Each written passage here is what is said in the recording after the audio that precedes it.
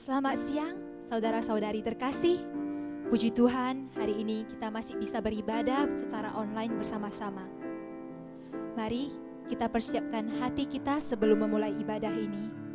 Kita tundukkan kepala kita berdoa. Bapa yang bertahta di dalam kerajaan surga, Bapa, Engkau yang empunya segala yang kami miliki. Terima kasih Tuhan untuk setiap hal yang sudah Tuhan izinkan terjadi dalam hidup kami.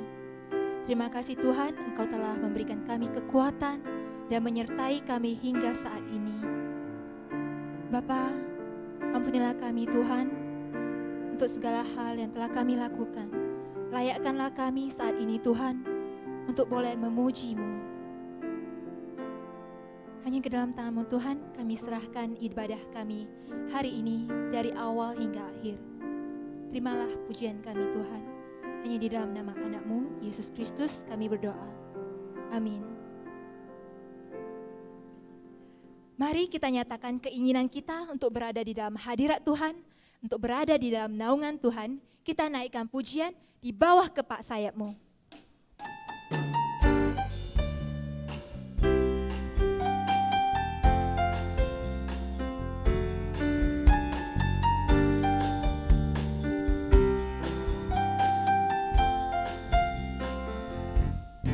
Aku ingin selalu berada di hadirat-Mu. Aku ingin selalu berlindung dalam naungan-Mu. Di bawah kepak sayap-Mu, Kau bawaku terbang tinggi, melintasi langit biru, bagaikan Raja Wali. Bagai Raja Wali, melintasi gunung tinggi. Bagai Raja Wali, melintasi badai hidup. Di bawah kepak sayap-Mu, Kau bawaku terbang tinggi, melintasi langit biru, bagaikan Raja Wali. Selalu berada di hadirat-Mu. Aku ingin selalu berlindung dalam naungan-Mu. Di bawah kepak sayap-Mu, Kau bawaku terbang tinggi, melintasi langit biru, bagaikan Raja Wali. Raja Wali, melintasi gunung tinggi. Bagai Raja Wali, melintasi badai hidup. Di bawah kepak sayap-Mu, Kau bawaku terbang tinggi, melintasi langit biru, bagaikan Raja Wali.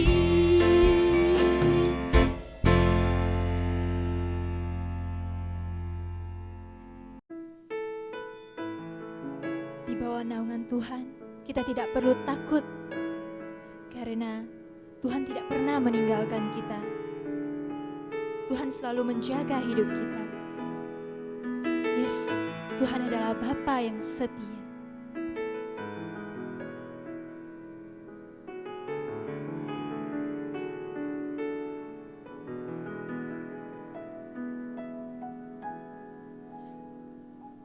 Tak sedetik pun Kau jauh dariku, selalu Kau jaga hidupku. Tak sekalipun Kau meninggalkanku. Kau lukis aku di tangan-Mu, Yesusku. Ku percaya Yesusku,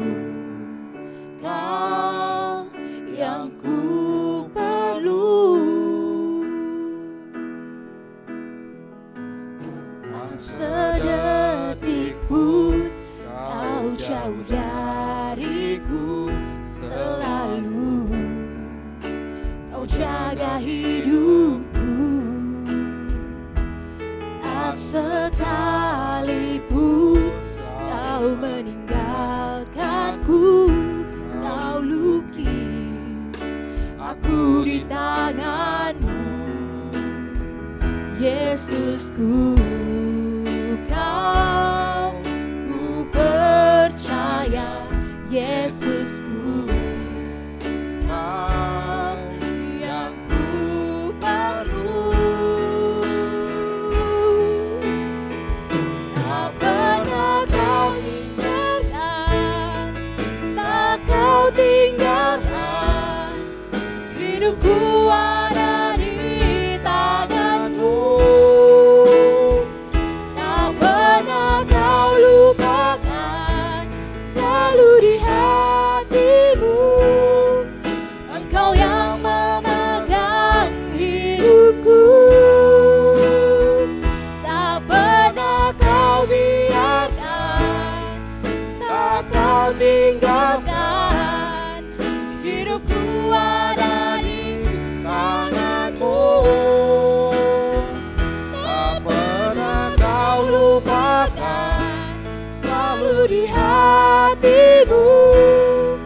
Engkau yang memegang hidupku. Yesus, Kau Bapa yang setia. Mari kita katakan sekali lagi. Tak pernah Kau biarkan, tak Kau tinggalkan. Hidupku ada di tangan-Mu.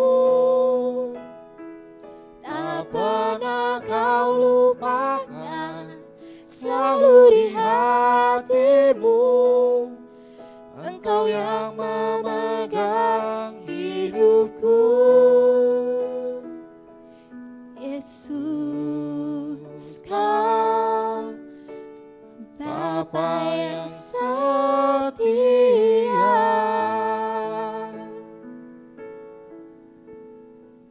Mari kita ikrarkan iman kita di hadapan Tuhan.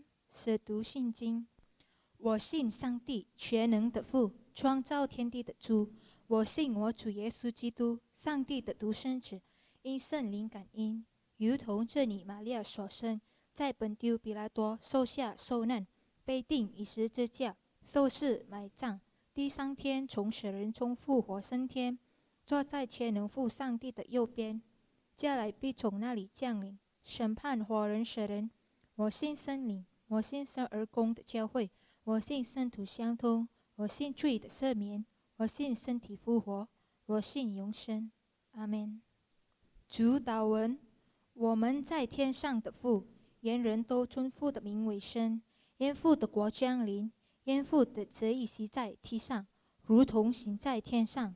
我们认的饮食，今日赐给我们，赦免我们的罪，如同我们赦免的罪我们的人，不叫我们一切试探，成就我们脱离凶恶。因为国度、权柄、荣耀，全是父的，直到永远。阿门。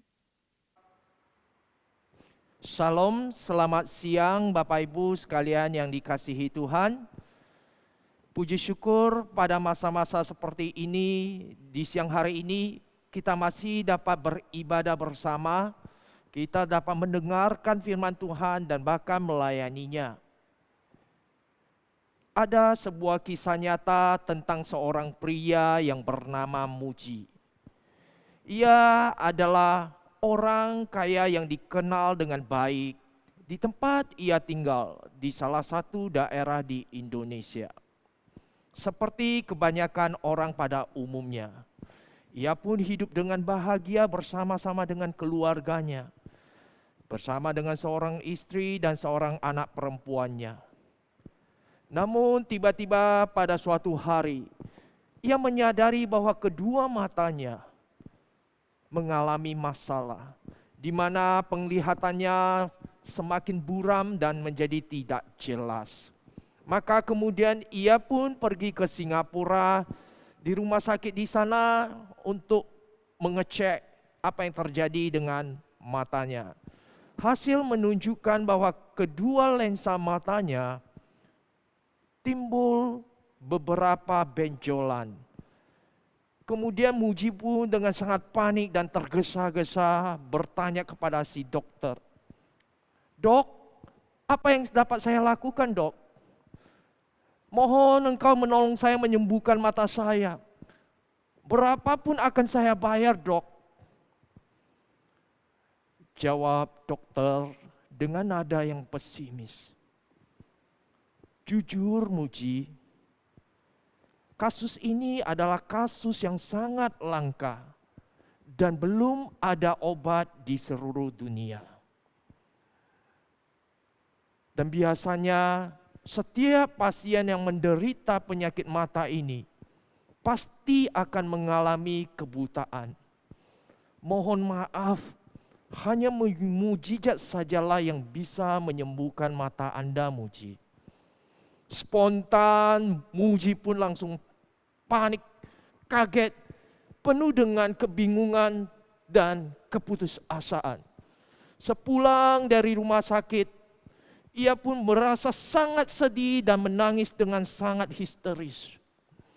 Dan ia juga menyadari bahwa betapa ia tidak berdaya sekalipun ia memiliki begitu banyak uang. Betul saja apa yang dikatakan oleh dokter. Beberapa bulan kemudian, Muji benar-benar mengalami kebutaan total, Bapak Ibu sekalian. Izinkan saya bertanya, seandainya kita berada dalam kondisi seperti Muji, kira-kira apakah kita masih mampu untuk tetap berharap ada kesembuhan terjadi? Bagi saya sendiri, rasanya sudah tidak mungkin untuk berharap kesembuhan itu terjadi. Bapak Ibu sekalian, dalam kondisi pandemi yang sulit seperti sekarang ini, saya menduga mungkin saja sebagian daripada kita mengalami situasi yang serupa dengan si Muji. Ketika segala sesuatunya kelihatannya tidak berpengharapan lagi. Oleh sebab itu, mari kita bersama-sama mendengarkan firman Tuhan yang memberkati kita pada siang hari ini, yang terangkat dari Ibrani 11 ayat ke-1. Namun sebelum itu kita berdoa terlebih dahulu.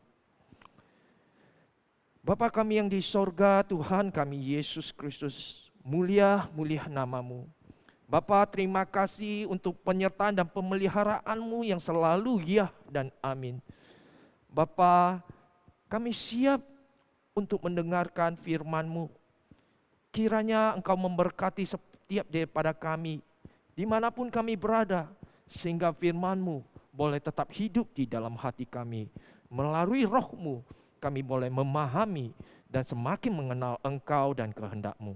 Kami serahkan pemberitaan kebenaran firman-Mu ke dalam tangan kasih-Mu. Di dalam nama Yesus Tuhan dan Juru Selamat kami berdoa. Amin.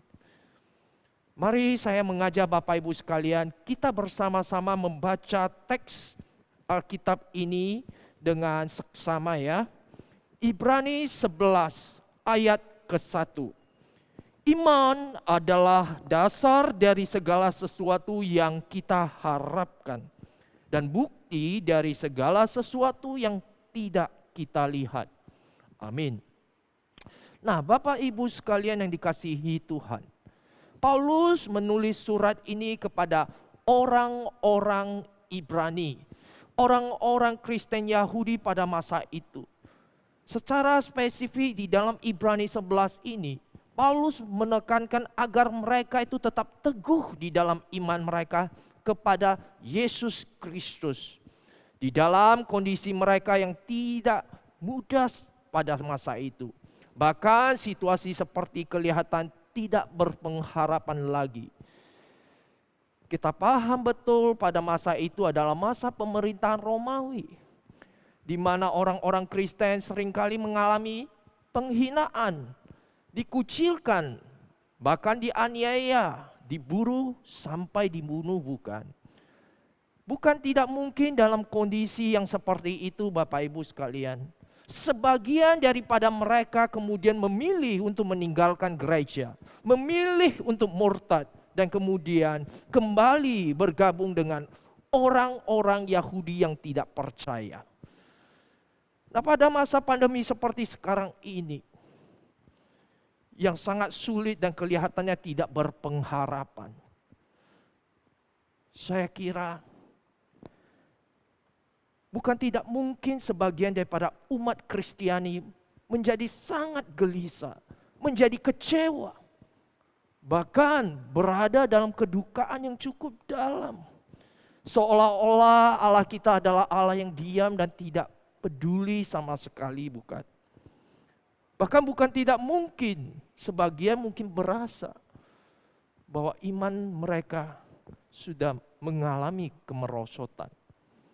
Nah, oleh sebab itu Bapak Ibu sekalian, melalui teks ini firman Tuhan menasehati Bapak, Ibu dan saya agar kita tetap teguh di dalam iman kepada Yesus Kristus Tuhan kita. Alasannya mengapa? Yang pertama adalah bahwa hanya imanlah sumber daripada pengharapan kita.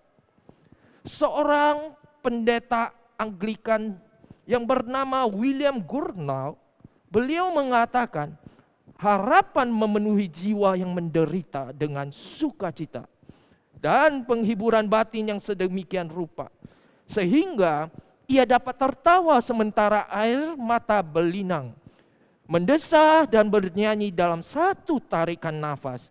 Itu disebut sukacita karena pengharapan. Maksudnya adalah bahwa pengharapan merupakan sumber penghiburan, sumber kekuatan bagi seseorang untuk dapat bertahan di dalam masa-masa yang sulit. Bahkan mereka masih tetap dapat bersemangat dan bersukacita. Lalu, apa dasar dan alasan bagi kita untuk tetap berharap? Apalagi dalam masa-masa sulit seperti sekarang ini. Itulah yang dijelaskan oleh teks ini, bahwa iman kepada Tuhanlah yang menjadi satu-satunya dasar bagi kita untuk berpengharapan, Bapak Ibu sekalian. Iman diibaratkan bagaikan minyak yang membakar api pengharapan kita. Dan pengharapan inilah yang kemudian menghasilkan penghiburan, menghasilkan kekuatan bagi seseorang agar ia tetap dapat bertahan di dalam menghadapi berbagai badai kehidupan ini. Mari saya mengajak kita bersama-sama memperhatikan mengapa bisa dikatakan demikian. Yang pertama adalah, saya percaya Bapak Ibu tentu setuju kalau Bapak Ibu dan saya dan begitu juga umat Kristiani yang ada di dunia menaruh pengharapan kepada Tuhan Yesus karena kita semua mengenal Dia, bukan? Yang kedua, bahwa oleh iman kitalah kita dapat mengenal Tuhan kita, Yesus Kristus yang kita andalkan, bukan? Nah, Bapak Ibu sekalian, ada seorang bapak gereja yang bernama Agustinus. Beliau mengatakan bahwa pemahaman adalah upah dari iman. Karena itu, berusahalah untuk tidak mengerti agar kamu dapat percaya. Tetapi percayalah agar kamu dapat mengerti. Maksudnya adalah bahwa bagi umat Kristiani, kita mengimani Tuhan kita terlebih dahulu, baru kita mengerti dan bisa mengenal Tuhan kita dengan lebih jauh lagi. Nah, Bapak Ibu sekalian,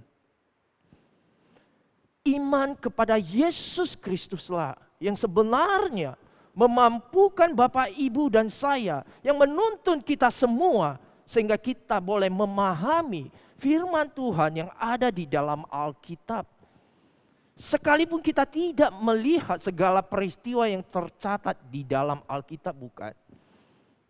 Itulah yang dimaksudkan bahwa iman adalah bukti dari segala sesuatu yang tidak kita lihat.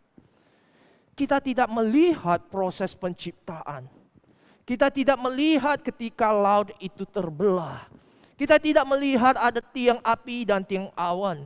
Kita juga tidak melihat peristiwa 5 roti 2 ikan. Lazarus yang bangkit dari kematian.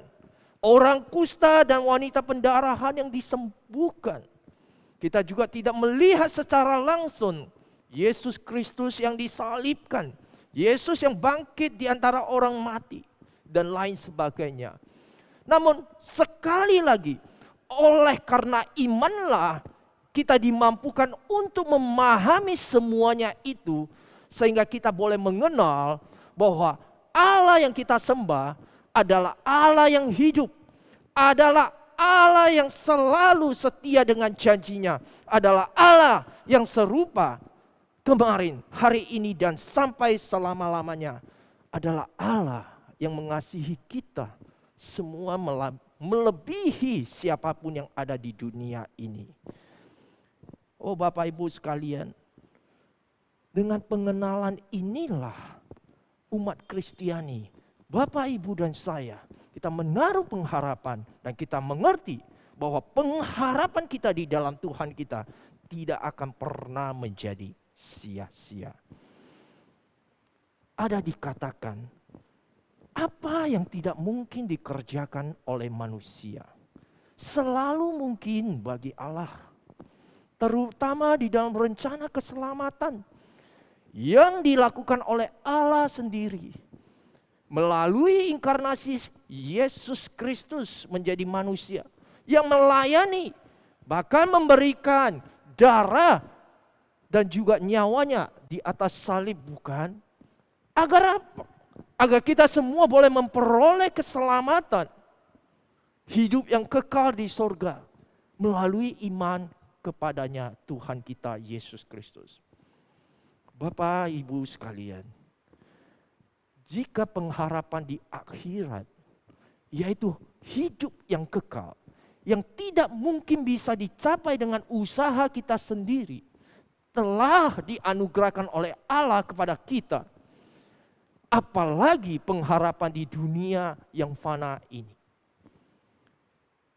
Kita menyadari betul bahwa bagi Allah tidak ada yang mustahil. Namun, saya percaya kita semua mengerti bahwa segala sesuatu ada waktunya Tuhan.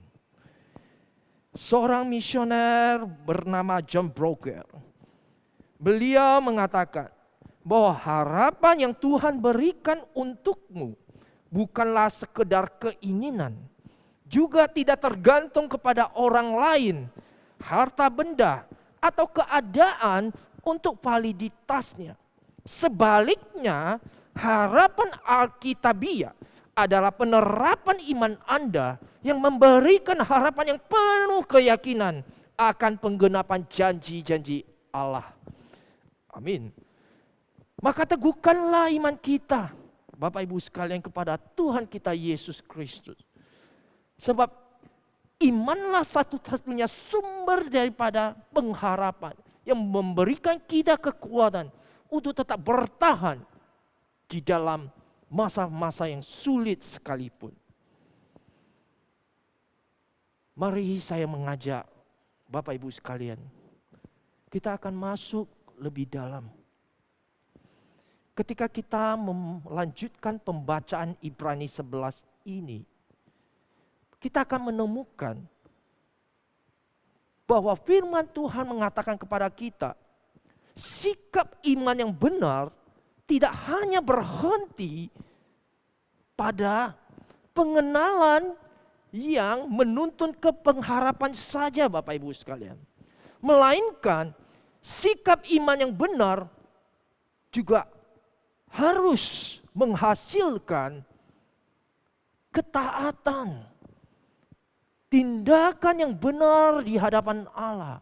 Itulah iman yang berkenan di hadapan Allah.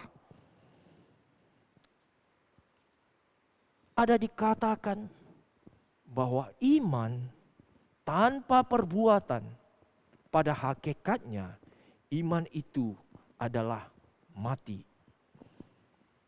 Maka sikap iman yang benar bukanlah iman yang pasif, yang hanya menunggu Allah berkarya di dalam hidup kita tanpa melakukan apapun. Namun sebaliknya, iman yang benar adalah iman yang tetap aktif di dalam tindakan, yang dihidupi dengan ketaatan, hidup yang benar di hadapan Allah. Seorang pendeta senior bernama Steve Schwartz, beliau mengatakan, iman yang benar menghasilkan ketaatan. Dan ketaatan membuktikan bahwa iman itu sah. Jika kita melanjutkan pembacaan dari Ibrani 11 ini, maka kita akan menemukan bagaimana tokoh-tokoh Alkitab boleh mengalami kemenangan di dalam iman mereka kepada Tuhan kita Yesus Kristus. Bahwa perkenanan iman mereka bukan saja dikarenakan mereka terus berharap kepada Tuhan, tetapi mereka tetap menghidupi iman mereka dengan tindakan nyata, dengan ketaatan di hadapan Allah selama hidup mereka. Ada Habel yang memberikan persembahan yang terbaik dengan ketulusan hati. Ada Abraham yang taat dan percaya kepada janji Allah, yaitu negeri yang dijanjikan. Sekalipun ia tidak tahu bagaimana untuk sampai ke negeri itu dan situasi di negeri itu, bukan? Ada Nuh yang selalu taat dan percaya kepada Allah untuk membuat bahtera. Sekalipun ia ditertawain, ia dihina karena dianggap orang yang bodoh dan gila. Ada begitu banyak tokoh-tokoh di dalam perjanjian lama juga. Seperti Yusuf, Daniel, Daud, dan Ayub yang kehilangan segalanya. Namun ia tetap memilih menjalani hidup yang kudus di hadapan Allah sambil menunggu dengan sabar pertolongan dari Allah. Begitu juga di dalam perjanjian baru, di mana para rasul dengan sabar dan tetap memberitakan Injil serta menjaga kekudusan hidup, sekalipun mereka berada dalam kondisi yang sangat sulit, bukan? Nah, Bapak Ibu sekalian yang dikasihi Tuhan, oleh sebab itu, bagi umat Kristiani, Bapak, Ibu, dan saya, kita menyadari betul bahwa kita semua hidup oleh iman kepada Tuhan kita Yesus Kristus. Bahwa oleh imanlah mempengaruhi keseluruhan hidup kita. Oleh imanlah kita terus berpengharapan dan berkomitmen untuk terus hidup di dalam ketaatan, hidup yang berkenan di hadapan Allah. Oleh imanlah hari ini kita menjadi warga negara Indonesia yang baik, mentaati segala peraturan yang ditetapkan oleh pemerintah Indonesia. Oleh iman juga kita tetap ikut di dalam persekutuan, baik itu persekutuan doa, ibadah, dan lain sebagainya. Oleh iman juga kita berkomitmen hidup dalam kekudusan, tekun di dalam doa, selalu mendengarkan firman Tuhan dan lain sebagainya. Sebab semua itulah yang berkenan di hadapan Allah. Oh Bapak Ibu sekalian, izinkan saya melanjutkan kisah Muji. Setelah beliau mengalami kebutaan total, tentu adalah wajar ketika beliau kehilangan pengharapannya untuk sembuh, bukan? Namun sungguh di luar dugaan. Beliau tetap berpengharapan untuk sembuh di dalam imannya kepada Tuhan Yesus. Sekalipun ia sedih, ia tetap bersemangat. Sekalipun segala sesuatu kelihatannya sudah tidak berpengharapan, ia tetap berpengharapan di dalam Tuhan. Sebab ia percaya bagi Tuhan tidak ada yang mustahil. Nah Bapak Ibu sekalian, alasan Muji tetap berpengharapan Karena ia meletakkan imannya di dalam Tuhan Yesus. Firman yang hidup. Bukan kepada perkataan manusia. Bukan kepada perkataan si dokter yang mengatakan bahwa penyakitmu tidak mungkin sembuh lagi, bukan. Muji tidak hanya menunjukkan bagaimana ia tetap berpengharapan, tetapi ia berkomitmen untuk tetap hidup di dalam perkenanan Allah. Hidup di dalam ketaatan kepada Tuhan Yesus. Ia tidak pernah meninggalkan persekutuan, ibadah dan lain sebagainya. Ia berusaha menjadi warga negara yang baik, membayar pajak dan lain sebagainya. Ia juga selalu tekun berdoa, memiliki waktu teduh dan juga mendengarkan firman Tuhan. Oh Bapak Ibu sekalian, singkat cerita, Muji sebenarnya mengalami lawatan Tuhan melalui beberapa proses, beberapa peristiwa yang dia alami. Dimulai dari memiliki hikmat untuk mengkonsumsi salah satu obat Cina yang sangat mahal selama 3 bulan. Dan ajaibnya matanya mengalami pemulihan 10% saja Bapak Ibu sekalian. Lalu kemudian melalui saran dari orang di pasar yang sebenarnya mereka tidak kenal. Ada resep dengan seduhan air kici dan madu. Kemudian beliau juga makan bersamaan dengan obat Cina tadi selama 3 bulan. Matanya mengalami pemulihan menjadi 20%. Kemudian pada suatu hari oleh saran dari penjual obat Cina mengatakan kepada beliau agar menghentikan semua itu dan menggantikannya dengan obat Cina khusus mata. Beliau pun mendengarkannya dan akhirnya selama 3 bulan mengkonsumsi, beliau mengalami pemulihan sebanyak 30%. Seperti yang kita katakan tadi, bahwa Muji selalu mendengarkan firman Tuhan. Pada suatu hari di hari Minggu ketika mengikuti ibadah umum, beliau mendengarkan firman Tuhan dari seorang pendeta yang bersaksi bahwa ia sendiri menderita penyakit yang serupa diderita oleh Muji dan ia sembuh oleh karena mengkonsumsi minyak ikan omega 3. Lalu Muji pun percaya bahwa itu adalah berasal dari Tuhan. Akhirnya Muji mengikuti mengkonsumsi minyak ikan sampai bulan ke-6 ia mendapati bahwa kedua matanya telah dapat melihat dengan jelas segala sesuatunya. Ia mengalami kesembuhan total. Tidak sampai di situ Bapak Ibu sekalian. Muji kemudian pergi ke rumah sakit di Singapura. Di rumah sakit yang sama, dengan dokter yang sama, untuk mengkonfirmasi kesembuhannya.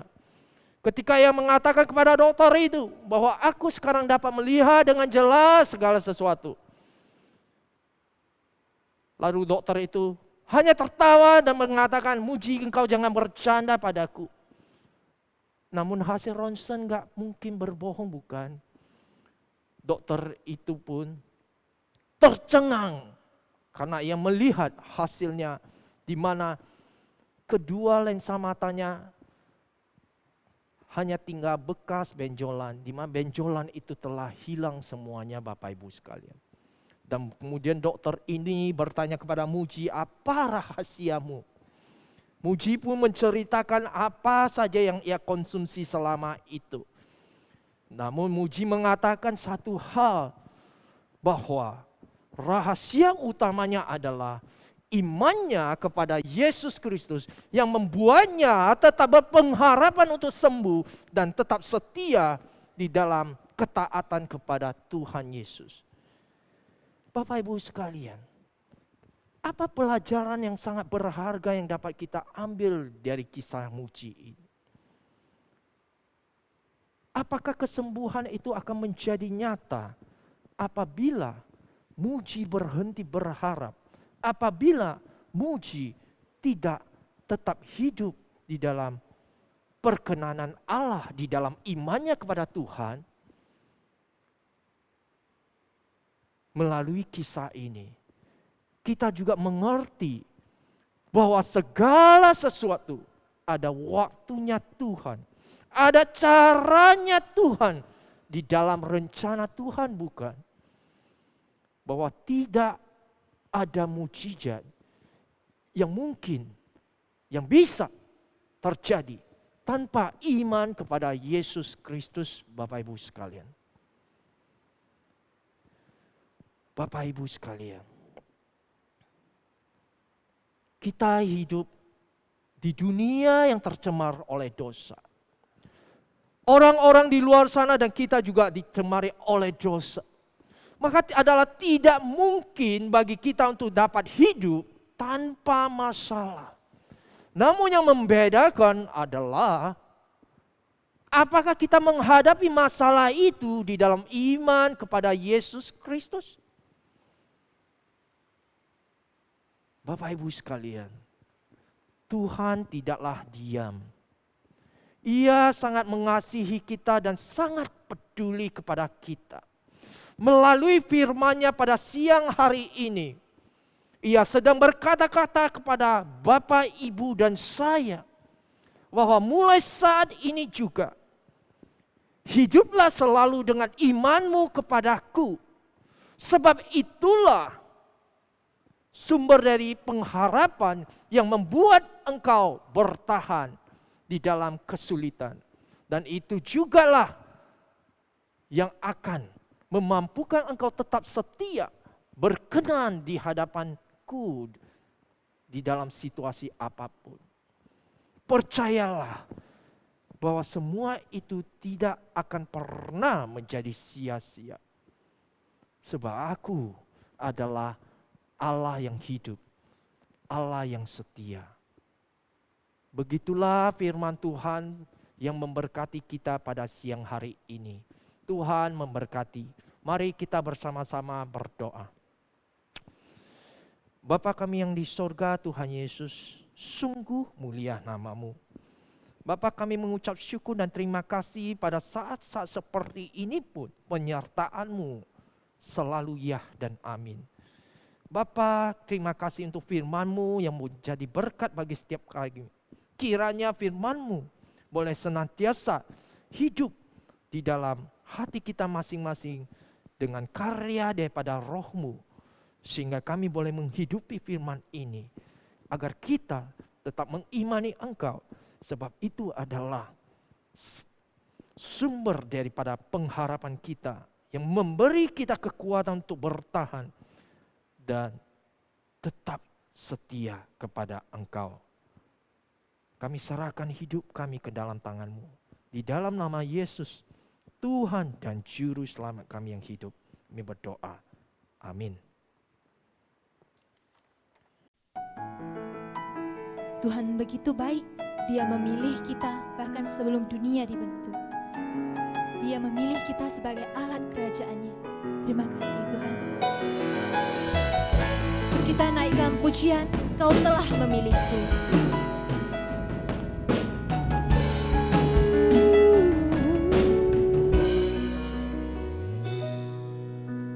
Kau telah memilihku sebelum dunia dibentuk. Betapa aku bersyukur padamu, ya Tuhan Allahku.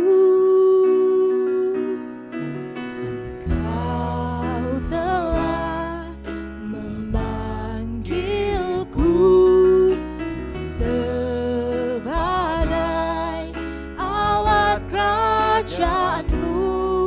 Betapa bersyukur padamu atas